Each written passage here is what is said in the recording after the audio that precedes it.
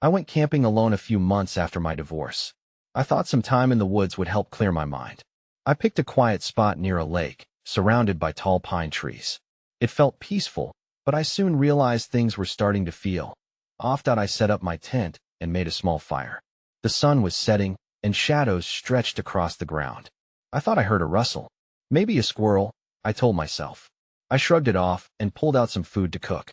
That's when I remembered an old wooden box at the edge of my campsite. I hadn't looked through it yet. Curiosity took over. I walked over to the box. The lid creaked as I opened it. Inside, I found a weathered notebook. I picked it up and started flipping through the pages. The words were strange. The sketches were unsettling. I felt a chill as I read. The author was someone named J. Whitmore. I didn't know who that was. As night fell, I sat by the fire, reading more from the notebook. The stories described eerie creatures that lurked in the dark and voices carried by the wind. I glanced around, feeling silly. I had to tell myself I was just being paranoid. Around midnight, I heard something outside my tent. Was it footsteps? My heart raced. I listened hard, but the noise stopped. I told myself it was just a deer. Trying to fall asleep was tough. I drifted into dreams that felt real. I walked through the woods, only to wake up suddenly in my tent, drenched in sweat. The night air felt cold outside. Whispers lingered, like echoes of those notebook stories. The next day, I tried to shake it off. I went for a hike, but the unease stayed.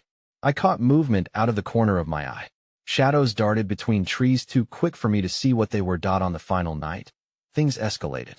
I sat by the fire, reading more stories when I saw him. A figure stood just outside the light. I could barely make him out. I tried to call out, ask if he was okay, but no sound came out. He just stared at me, expressionless. I shook my head, thinking maybe I was dreaming again. Then he asked, "Why are you with her?" Panic shot through me. I turned around. Nobody was there. It felt like the stories had spilled into my reality. I could hardly breathe. I wanted to leave right then. All the fear rushed back. I wanted to understand the notebook, the stories, and what this figure wanted. But as I sat there, I felt trapped. I couldn't shake the feeling that I was being watched. I eventually packed up and left at first light, but that night haunts me. Now, as I remember it, I wonder how it will always stay with me. There's a pull to go back and unravel the mystery, but something tells me I shouldn't. Some things are better left in the dark. The drive home was a blur. The forest faded behind me, but the feeling of dread trailed me like a shadow. I couldn't shake the figure's words. Why are you with her? Who was he? And what did it have to do with me? The question swirled as I got home, unpacked, and tried to return to normal life. I tossed the notebook aside, but couldn't resist glancing at it every few hours. The words seemed to pulse with an energy of their own, pleading to be read again. So, on a rainy evening, curiosity won over caution. I pulled the notebook into my lap and opened it to a random page. The sketches were surreal creatures with wide grins and sharp teeth, facing the reader directly. They looked almost alive. Below one, there was a diagram of what appeared to be an ancient symbol. A chill ran down my spine. What the hell? I whispered, flipping to another page. This one detailed a ritual involving the forest. It spoke of calling to the spirits, gaining understanding from creatures hidden in the shadows. My heart raced. Was it a joke? A sick game? I hesitated, but read on. The text warned that summoning was for the brave, but would come with a cost. I was about to close it when my phone buzzed, startling me. A message from my old friend, Dan, popped up. "Hey, I found something strange in the woods last week. Can we meet?" It felt like a twist of fate. Anxiety gripped me. Should I tell him about the notebook? I couldn't shake the feeling that whatever he found might tie back to my camping trip. We met a few hours later at a diner. Dan wore a serious expression, far from his usual laid-back demeanor. He leaned in close. "I found an old tree with carvings on it. They look like the ones in your notebook. Are you serious?" I feared the answer. I showed him a picture of the symbol I'd seen. His face paled, and my gut tightened. "Exactly. The locals say it's cursed. No one goes near that part of the woods anymore." My mind raced. Suddenly, the shadows, the whispers, and the figure seemed interconnected. I couldn't ignore this any longer. "What else did you find?" I asked, my pulse quickening. There was something dangerous lurking behind the surface of those woods, and I was drawn to it like a moth to a flame. Dan hesitated, but finally spoke. There's a legend about a spirit that doesn't like visitors. It protects the forest and those who wander too close. My thoughts whirled. Why had I gone there alone? Why did I feel an urge to return? I knew I should heed the warning, but the mystery gnawed at me. I needed to know more. That night, I couldn't sleep. The notebook sat next to me, a siren calling me back to the woods. Then, a thought struck me. What if my figure, the one asking about her, was connected to this spirit? I had to confront it, but the risk felt immense. As I stared at the wall, the wind howled outside, raising the hairs on my neck. Then it hit me. I realized I wasn't alone. Whispers filled the room. Just like in the forest that I bolted upright. That's when I saw the shadow shift in the corner of my room. Just like that last night by the fire, I felt it watching me again. My breath caught in my throat. The shadow hovered near the edge of my vision, flickering like an old film. I tried to convince myself it was just the moonlight playing tricks, but I knew better. This was different. Something primal within me screamed to run, but I held my ground. Who are you? I demanded. My voice trembled, but didn't falter. The shadow felt dense, almost suffocating, as if it was pulling the warmth from the room. In response, a low whisper wrapped around me, words indistinguishable but heavy with intent. I reached for my phone on the bedside table. My fingers shook as I scrolled through my contacts, considering who to message. Dan. He might have answers, but what if he just made things worse? Then I remembered the notebook lying close, within arm's reach. I grabbed it and opened to the pages filled with hurried notes and ominous sketches. The whispers grew louder, swirling in my ears, urging me to listen, to understand. One phrase echoed above the rest. Seek the truth, and the shadows will reveal their stories. My heart raced. Was that a warning or an invitation?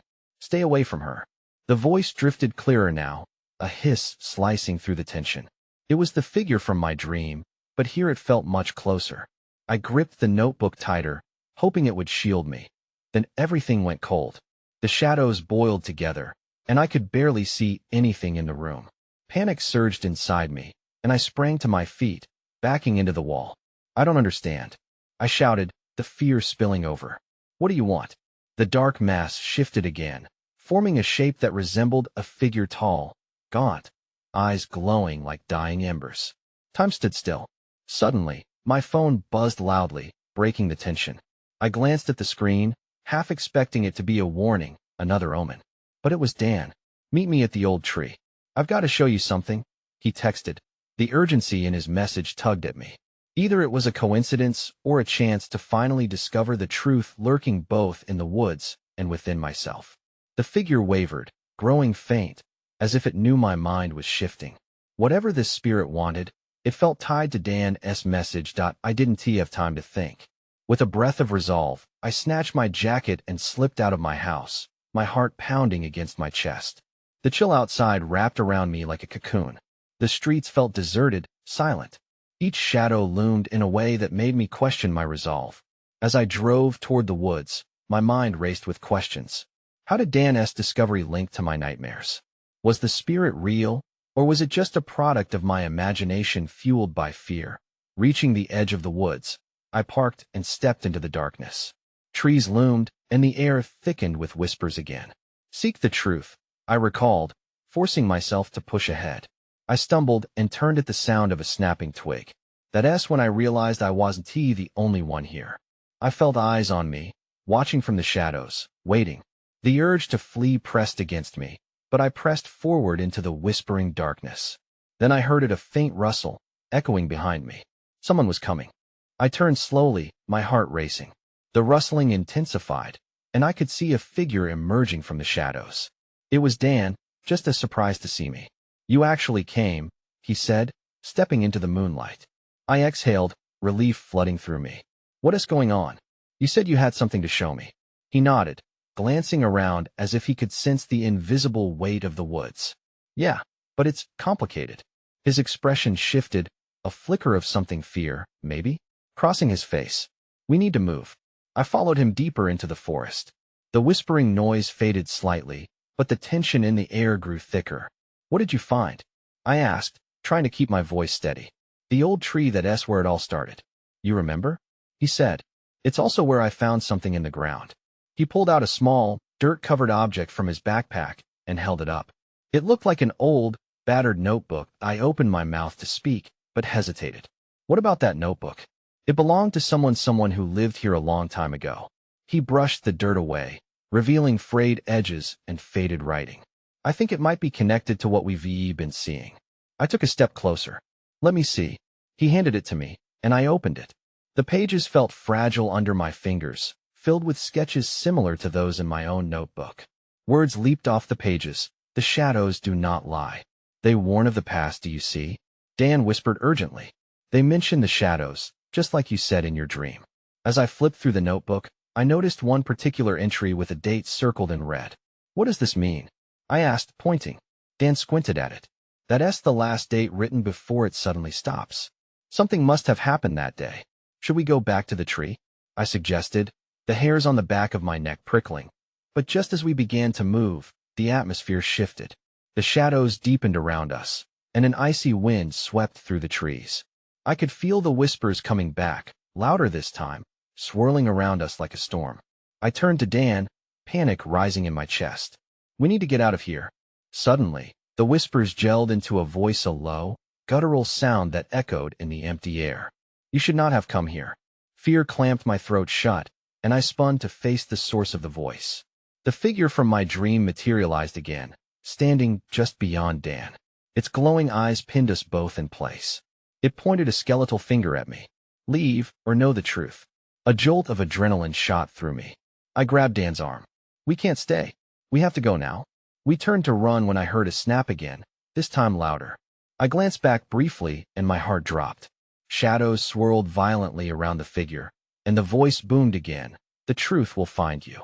And then we were off, sprinting through the trees, desperate to escape the darkness hot on our heels. We ran through the forest, branches whipping at my arms and legs. I could hear Dan's breaths quickening beside me. The weight of the darkness seemed to press against us, and I pushed myself to run faster. Fear drove me. Which way? I shouted over the rush of the wind. Just keep going straight. Dan yelled back. We need to get to the clearing. As we raced, the voices of the forest blended into a maddening choir, taunting us, urging us to turn back. I tried to block them out, focusing only on putting one foot in front of the other. My thoughts whirled back to the notebook. What had that voice meant? What truth awaited us? We burst into the clearing, the moonlight pouring down like a spotlight. It felt both eerie and liberating, but the shadows still clung to the edges, watching us. My heart hammered loud in my ears as I turned to Dan. What do we do now? He looked as terrified as I felt. We have to figure out what that notebook means. Maybe it holds a key. I shoved it into my backpack, still dirt-streaked and crumbling. But we can't go back. Not after that. I nodded toward the darkened woods behind us. It felt wrong to look back, like inviting something malevolent to find us. Dan paced, glancing nervously at the shadows. We need to see if there's anything else around here that could help. Let us check out those old ruins. He pointed to a crumbling stone structure at the edge of the clearing. What ruins? I asked, squinting into the dim light. I hadn't noticed anything in my panic. There's an old cabin we used to find when we were kids, might be connected somehow, he said. I hesitated, but there was no time to argue. Okay, let us go. We approached the ruins cautiously. The stones jutted out at odd angles, remnants of a long-forgotten place. A staircase of ancient stones led into the darkened entrance, practically begging us to enter. Do you think the notebook belongs here? I asked, my unease blooming again. It's possible, Dan said, glancing inside. Let us check it out. Taking a deep breath, I followed him into the darkness. Cold air washed over me, and I could hear the echo of footsteps on the crumbling floor. My heart dropped when I noticed strange symbols etched into the walls, symbols strikingly similar to the ones I had seen in the notebook. Look, Dan said, kneeling by a pile of old debris. There's something here. He began to sift through the dirt, and my heart raced at the thought we might find more clues. But just as I leaned in for a better look, the wind howled outside, and I glanced up. Shadows writhed together, coalescing into that familiar figure, just outside the ruins. Leave. Now, it rasped, its eyes glowing even brighter. My breath hitched as I grabbed Dan's shoulder. We need to go? Now. I pulled him toward the exit, panic surging through me again. But just before we could escape, I spotted something glinting near the wall. It was small, almost hidden. Wait, I cried out, reaching for it. I couldn't leave without knowing. That S when I saw it a pendant, the very same emblem from the notebook. Dan tugged on my arm. We don't have time. I glanced back at the figure creeping closer. Just 1 second. But as I pulled the pendant free from the dirt, everything went dark. The shadows around us thickened, swallowing the light, and I felt a chill run down my spine as the whispers rose to a deafening roar. I knew then that something was wrong. Something powerful was awakening, and I had just unleashed it. I found myself suspended in darkness, the air thick with an unnatural cold. As the whispers escalated to a chaotic crescendo, a sense of isolation enveloped me. I could no longer hear Dan's frantic voice, but I felt the tug of his hand, pulling me back toward the ruins entrance. Let us go, I gasped, stumbling over the uneven stones. But the darkness around us pushed back like a living thing, and the weight of fear threatened to drag me down. Suddenly, a piercing light erupted from the pendant in my hand. It was warm and golden, cutting through the shadows. I couldn't believe it. Dan, look, I shouted, holding it up. He turned, his eyes wide with fear. What did you do? I don't know, I cried, gripping it tighter. The light pulsed in rhythm with my heart, and the whispers slowly quieted. The figure outside shifted, momentarily retreating into the shadows. Maybe it's protecting us. Dan's expression shifted from panic to surprise. Then we need to use it. Find what this means. I took a shaky step forward, the light illuminating the walls. The symbols began to shimmer in response, highlighting a path etched into the stone. It looked like a map, leading deeper into the ruins. It's like it's telling us something. Dan nodded, a hesitant resolve on his face. We can't just stand here. We need answers. We moved along the walls, following the glowing symbols. With every step, I felt a strange connection to the pendant, as if it acknowledged my presence. The chilling air began to feel warm, as if the very ruins were waking up. Wait, I suddenly stopped. Look, there were more symbols ahead, but one stood out above the others, a figure encircled by flames, similar to the one in the notebook. Panic crossed my mind. What had I stumbled into?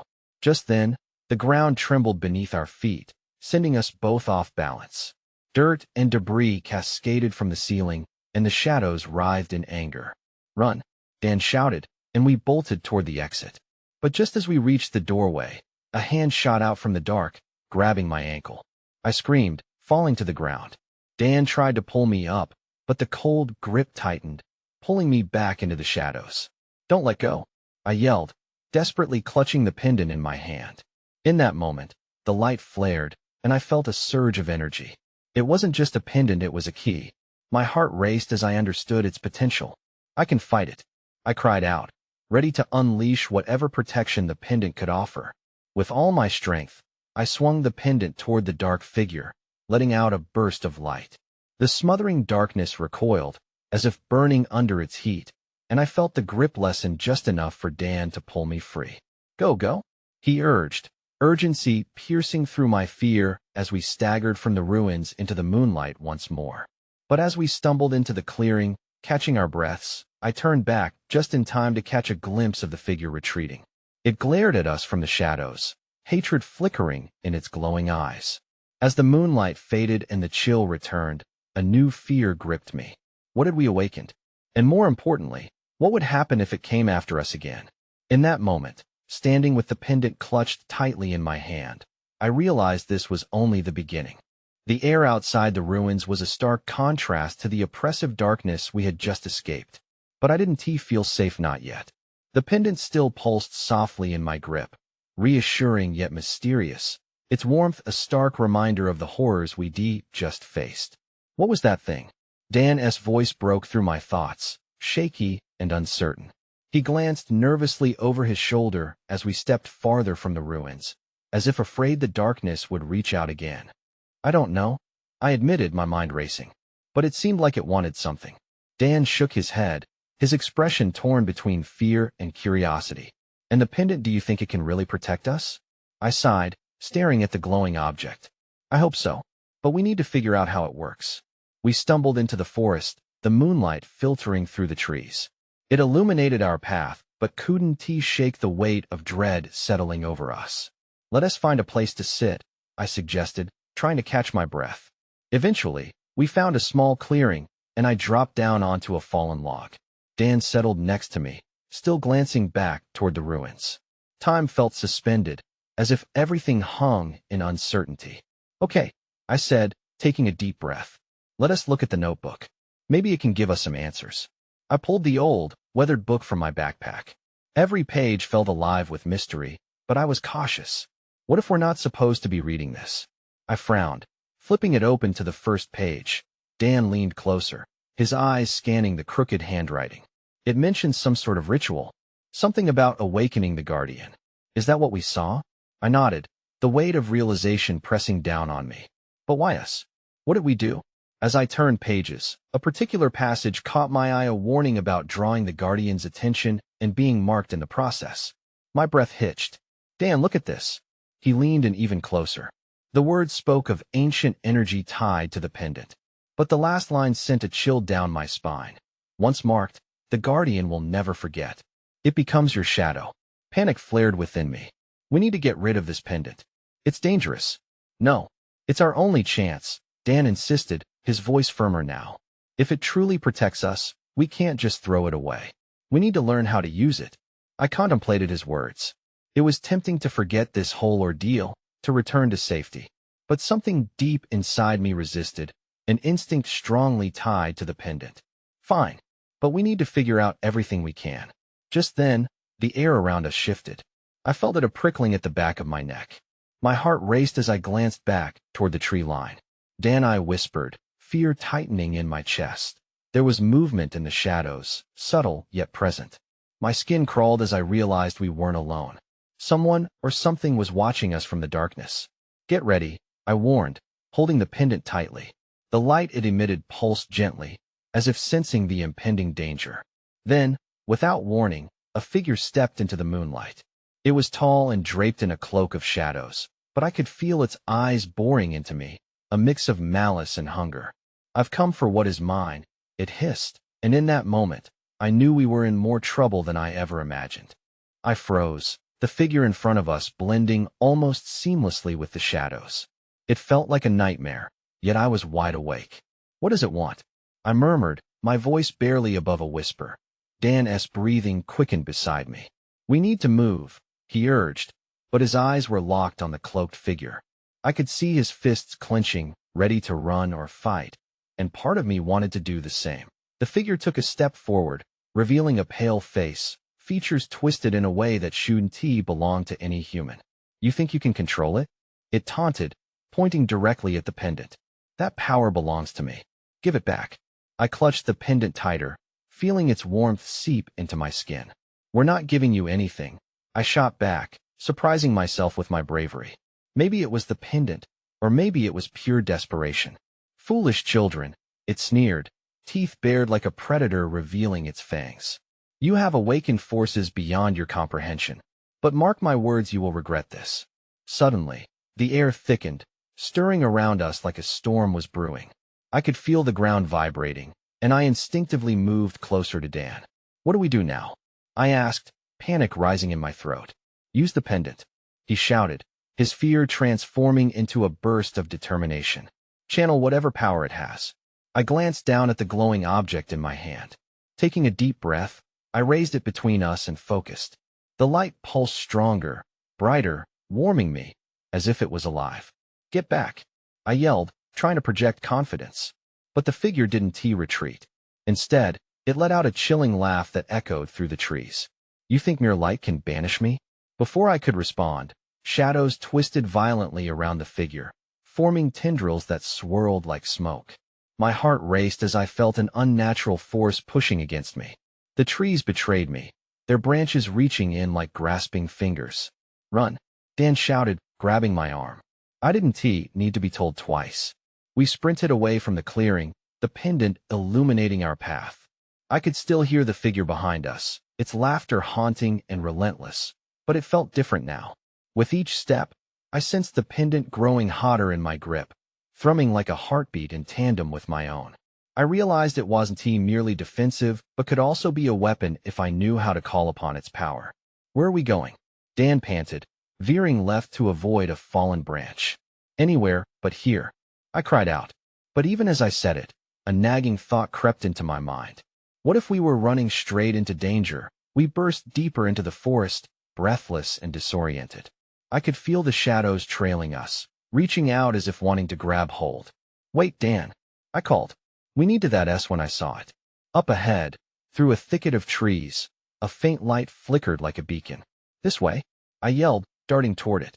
Whatever was out there, it felt different from the darkness chasing us. We burst through the last line of trees and found ourselves in front of an ancient stone archway, partially covered in moss and vines. The light emanated from within, casting flickering shadows across the ground. "Do you think it's safe?" Dan asked, breathing heavily, his eyes wide with uncertainty. "Only one way to find out," I said, steeling myself. But as I took a step toward the archway, the shadows behind us lashed out, clawing at my heels. "Now!"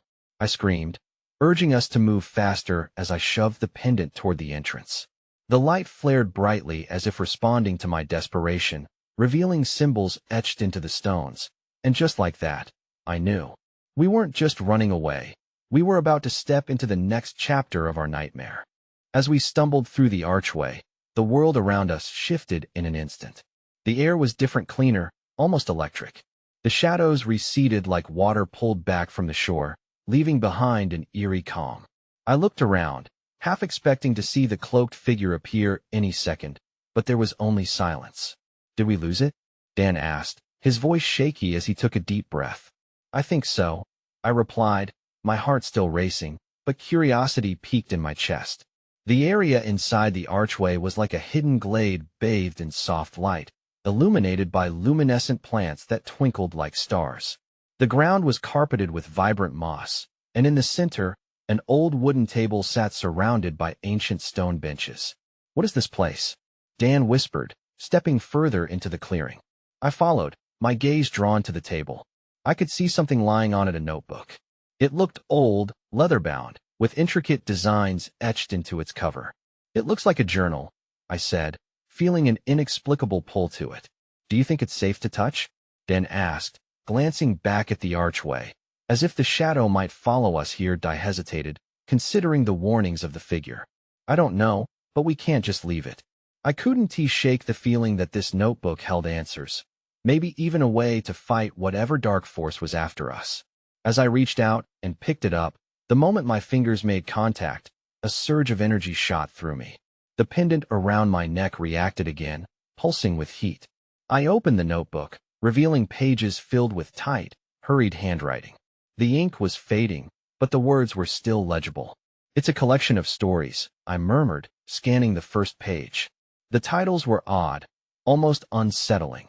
"The Shadows of the Past," "The Keeper of Secrets," and "Whispers from Beyond."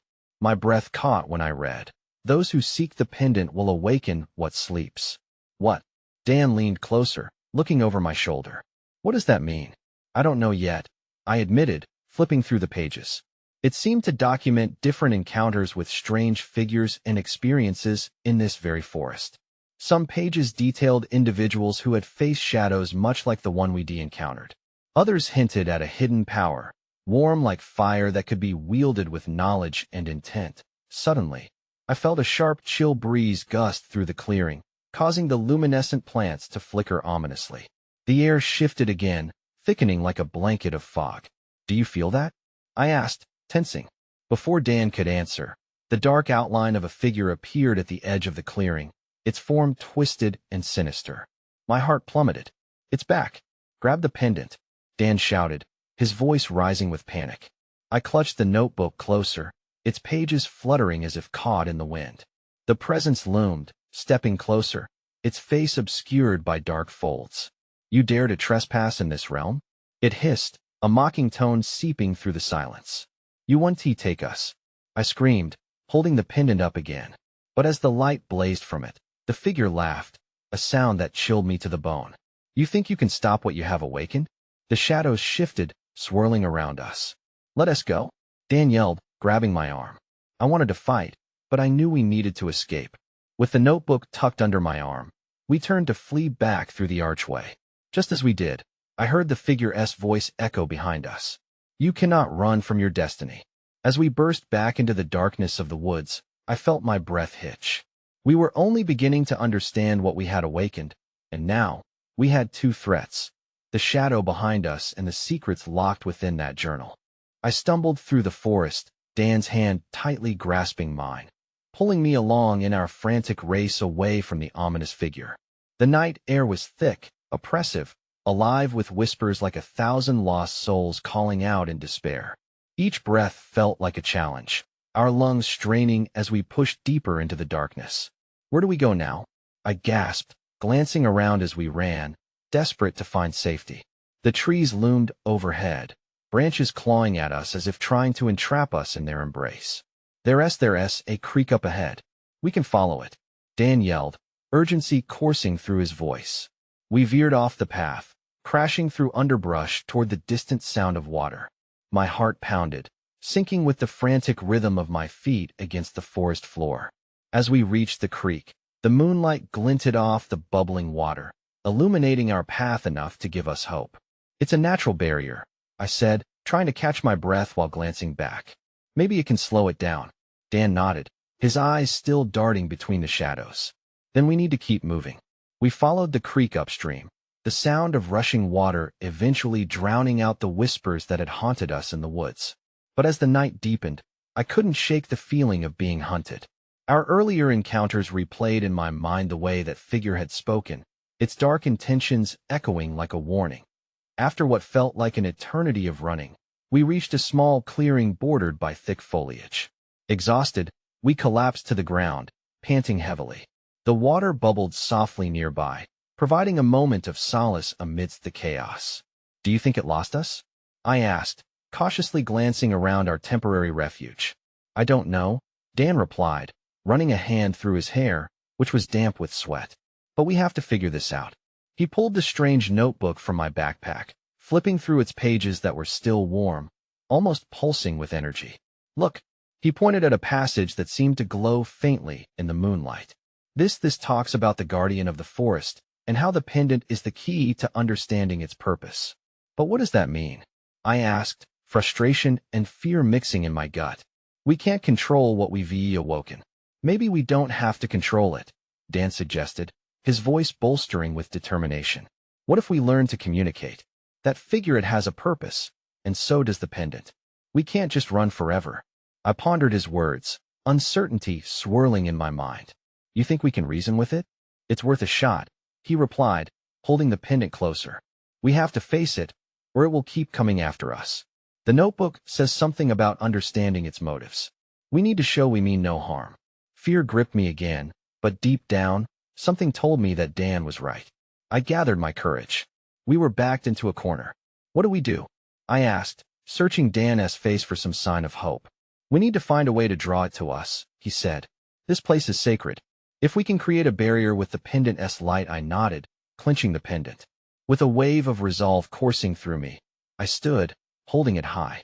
The air shimmered, swirling as light poured forth, illuminating the clearing in warm, golden hues. "What should I say?" I asked, anxiety creeping back in. "Just speak from your heart," he urged, quiet yet fierce. "Show them we're here for answers, not as enemies." I took a deep breath, allowing the warmth of the pendant to seep through me. "We mean no harm," I called out, my voice blending with the soft rippling of the creek. "We want to understand. Help us." Nothing happened for a moment, just the soft sounds of nature wrapping around us. But then the air shifted. The darkness beyond the trees thickened, parts of it coiling and twisting, forming a shape. I felt my heart race as the tall, cloaked figure emerged from the shadows, its glowing eyes fixed upon the light of the pendant. "You return to face me?" it hissed, the voice echoing through the clearing like an accusing whisper. "We don't want to fight," I stated, summoning every ounce of courage to meet its gaze. "We just want to understand." The figure hesitated. "To understand is to invite the truth," it said, a deeply unsettling grin creeping across its face. "Are you prepared for what lies within?" A wave of dread washed over me. What truth waited on the other side? "I don't know what that means," I admitted, feeling an unseen weight pressing against my chest. "But I need to know." Dan stepped forward, nodding in solidarity. He turned back. "Show us what we need to see." We'll face it together. For a moment, the figures seemed to contemplate us, shadows swirling around as if caught in an invisible storm. Very well, it hissed. The truth shall reveal itself, but be warned, the shadows do not forget, and neither shall you. As the words sunk in, the air crackled with energy, intertwining the light of the pendant and the darkness of the figure. I felt the boundaries between our realities beginning to blur, leaving me with more questions than answers. What truth awaited us in the depths of the forest and our own hearts? With a sense of impending dread mixed with determination, I stepped forward, ready to embrace whatever awaited, knowing I couldn't escape the shadows, none of us could.